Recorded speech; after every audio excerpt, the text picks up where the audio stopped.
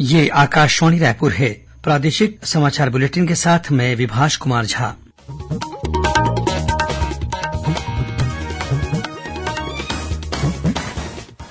और अब पेश है आज के मुख्य समाचार।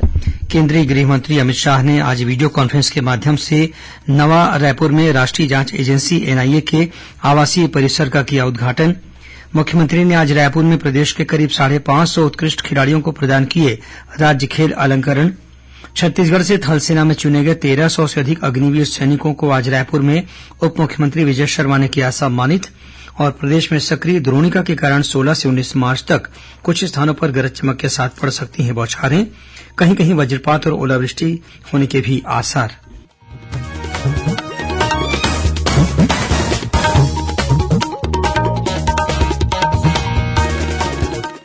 अब समाचार विस्तार से। केंद्रीय गृह मंत्री अमित शाह ने आज वीडियो कॉन्फ्रेंस के माध्यम से नवा रायपुर में राष्ट्रीय जांच एजेंसी एनआईए के आवासीय परिसर का उद्घाटन किया। यह आवासीय परिसर नवा रायपुर के सेक्टर 30 में बनाया गया है।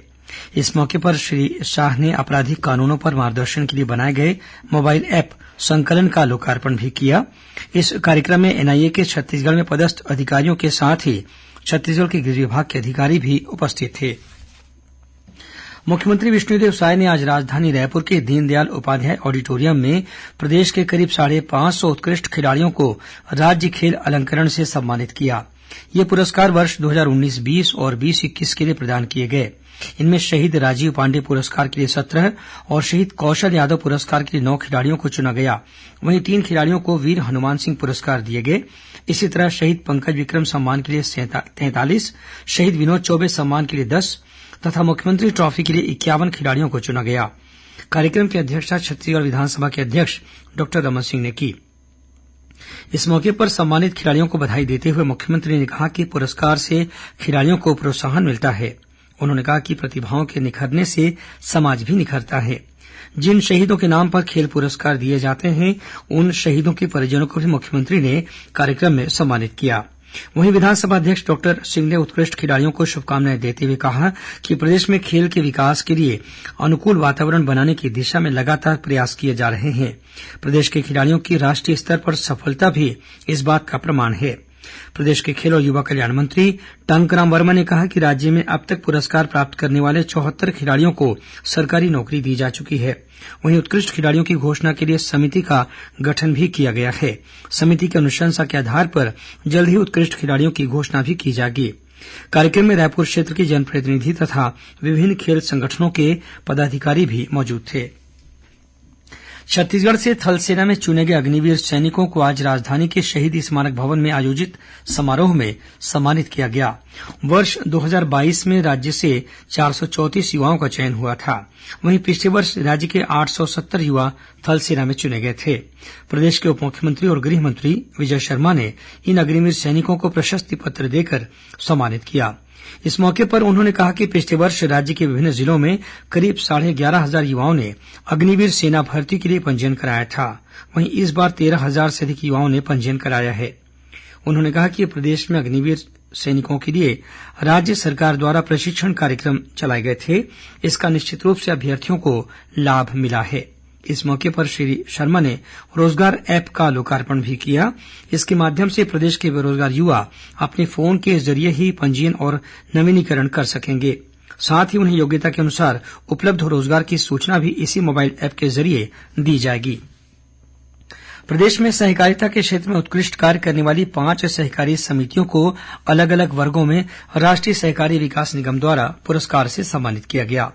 राजधानी रायपुर में आयोजित समारोह में प्रदेश के सहकारिता मंत्री केदार कश्यप और राष्ट्रीय सहकारी विकास निगम के क्षेत्रीय निदेशक कैलाश कुमार कौशिक ने उत्कृष्ट समितियों को यह पुरस्कार प्रदान किए। सर्वश्रेष्ठ प्राथमिक कृषि साख सहकारी समिति की श्रेणी में दुर्ग जिले की उतई समिति को पहला पुरस्कार दिया गया। वहीं बालोद जिले के नवागांव की आदिम जाति सेवा सहकारी समिति को दूसरा पुरस्कार दिया गया। इसी तरह सर्वश्रेष्ठ विपणन सहकारी समिति के वर्ग में गौरेला पेंड्रा मरवाही जिले की गौरेला समिति को पहला और मुंगेली जिले के सरगांव की समिति को दूसरा पुरस्कार प्रदान किया गया। वहीं सर्वश्रेष्ठ बीज सहकारी समिति के वर्ग में रायपुर की समिति को सम्मानित किया गया।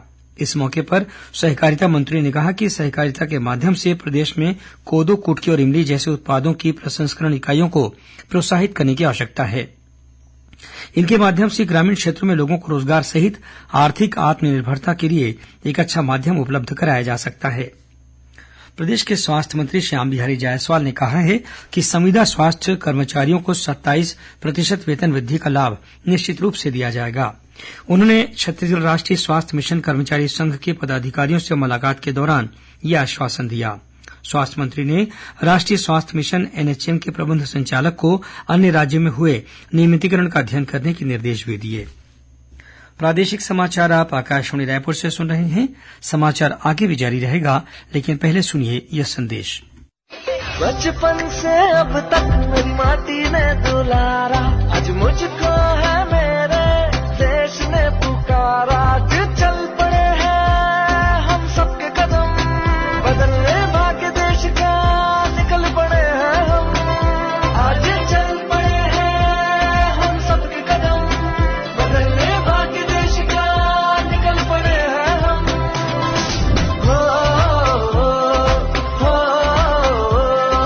बनेगा देश महान जब वोट करेंगे हम। और अब आगे बढ़ते हैं बाकी के समाचारों की ओर।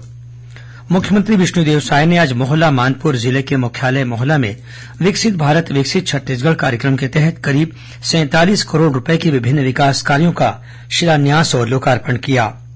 उन्होंने मानपुर में अंतर्राज्यीय बस स्टैंड का निर्माण तथा मोहला में सामुदायिक भवन और सड़क निर्माण के साथ ही गोटाटोला में जिला सहकारी बैंक की शाखा खोलने की घोषणा भी की।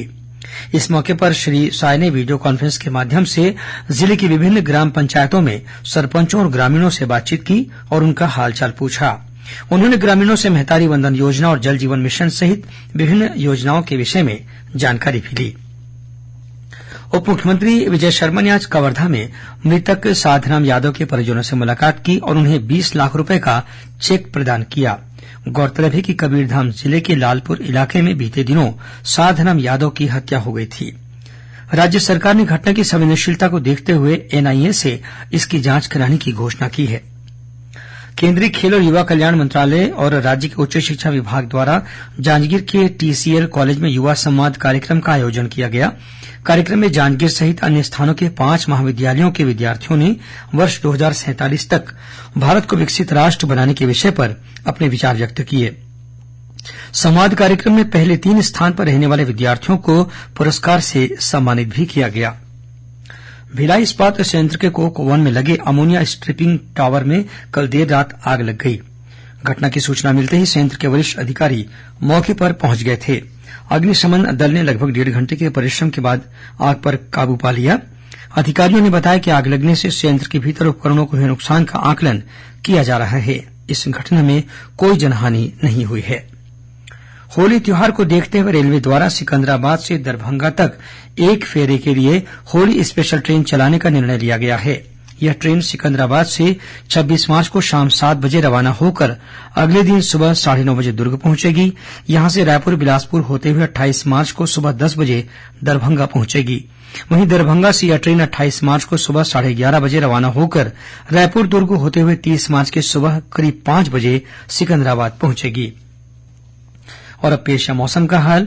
प्रदेश के मौसम में अगले 2-3 दिनों के दौरान बदलाव के आसार हैं। पश्चिम बंगाल से छत्तीसगढ़ तक बनी द्रोणिका के कारण अगले 3 से 4 दिनों के दौरान प्रदेश में कुछ स्थानों पर हल्की वर्षा होने की संभावना है। मौसम विभाग के अनुसार पश्चिम बंगाल से तमिलनाडु तक बनी द्रोणिका का प्रभाव इस समय छत्तीसगढ़ के ऊपर भी बना हुआ है। इसके असर से 16 से 19 मार्च तक प्रदेश में कुछ स्थानों पर गरज चमक के साथ बौछारें पड़ सकती हैं। वहीं 17 और 18 मार्च को अंधड़ चलने के साथ ही वज्रपात और ओलावृष्टि के आसार भी हैं। अब कुछ खबरें संक्षेप में सुन लीजिए। प्रधानमंत्री नरेंद्र मोदी ने देश भर में पहली बार मतदान करने वाले मतदाताओं के उत्साह को चित्रित करने वाला एक वीडियो साझा किया है। सोशल मीडिया पर साझा किए गए अपने पोस्ट में श्री मोदी ने कहा कि पूरे देश के युवा मतदाता कह रहे हैं, मेरा पहला वोट देश के लिए। मुख्यमंत्री विष्णुदेव साय आज रायपुर के पास पीटीएस मानक कैंप में आयोजित छत्तीसगढ़ पुलिस राज्य स्तरीय खेलकूद प्रतियोगिता के समापन समारोह में शामिल हुए। श्री साय इस प्रतियोगिता के विजेताओं को पुरस्कृत करेंगे। साथ ही त्रिनयन और आईओ मितान ऐप का लोकार्पण भी करेंगे। राज्य शासन ने मुंगेली नगर पालिका और कोरिया जिले के शिवपुर चरचा नगर पालिका अध्यक्षों के वित्तीय अधिकारियों को निलंबित करते हुए आगामी आदेश तक इन दोनों निकायों के मुख्य नगर पालिका अधिकारियों को एकल हस्ताक्षर से चेक जारी करने के लिए अधिकृत कर दिया है। छत्तीसगढ़ पर्यावरण संरक्षण मंडल द्वारा कल रायपुर में पर्यावरण संरक्षण के साथ विकास की परिकल्पना पर केंद्रित छत्तीसगढ़ विजन 2047 पर सम्मेलन का आयोजन किया जाएगा। वित्त मंत्री ओपी चौधरी इस सम्मेलन का उद्घाटन करेंगे। और कोंडागांव पुलिस ने अंतर्राज्यीय मोबाइल चोर गिरोह के एक नाबालिग सहित 5 आरोपियों को गिरफ्तार कर उनके पास से चोरी के 10 मोबाइल फोन बरामद किए हैं। जब्त मोबाइल फोन की कुल कीमत 4.5 लाख रूपये बताई गई है। अंत में मुख्य समाचार एक बार फिर। केंद्रीय गृह मंत्री अमित शाह ने आज वीडियो कॉन्फ्रेंस के माध्यम से नवा रायपुर में राष्ट्रीय जांच एजेंसी एनआईए के आवासीय परिसर का किया उद्घाटन। मुख्यमंत्री ने आज रायपुर में प्रदेश के करीब 550 उत्कृष्ट खिलाड़ियों को प्रदान किए राज्य खेल अलंकरण। छत्तीसगढ़ से थल सेना में चुने गए 1300 से अधिक अग्निवीर सैनिकों को आज रायपुर में उप मुख्यमंत्री विजय शर्मा ने किया सम्मानित। और प्रदेश में सक्रिय द्रोणिका के कारण 16 से 19 मार्च तक कुछ स्थानों पर गरज चमक के साथ पड़ सकती हैं बौछारें। कहीं कहीं वज्रपात और ओलावृष्टि होने के भी आसार। इसी के साथ प्रादेशिक समाचार बुलेटिन समाप्त हुआ। नमस्कार।